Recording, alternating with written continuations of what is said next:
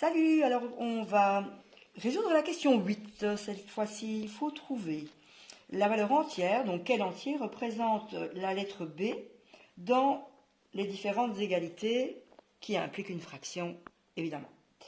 Alors ici, B, 9e, doit être égal à 0. Alors une fraction, pour être nulle, il faut que le numérateur soit nul. Donc ici, la seule valeur de B pour laquelle B sur 9 égale 0, c'est quand B égale 0 lui-même. B égale 0. Alors, fraction suivante. B sur 1 égale 5. Qu'est-ce qui sur 1 égale 5 5. B égale 5. Moins 3 sur B égale 1.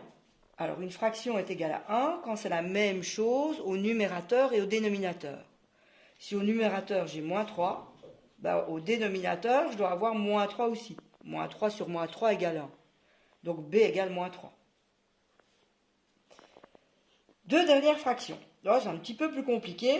C'est pas B tout seul, c'est B avec un autre terme et un facteur qui le multiplie. Donc on va faire un petit brouillon sur le côté pour trouver la valeur de B. Alors ici, 3B plus 1 sur 13 égale 1.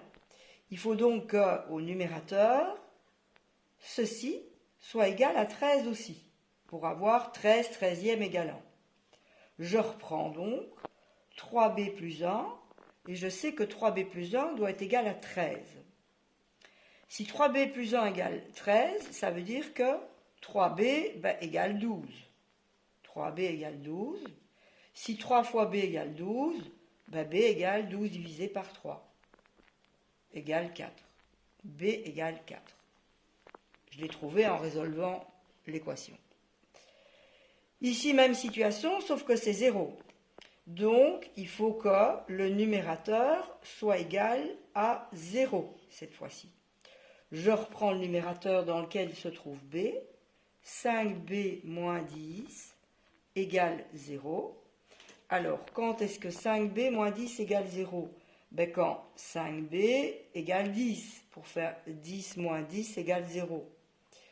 5B doit être égal à 10. Donc B égale 10 divisé par 2, par 5, ce qui fait 2.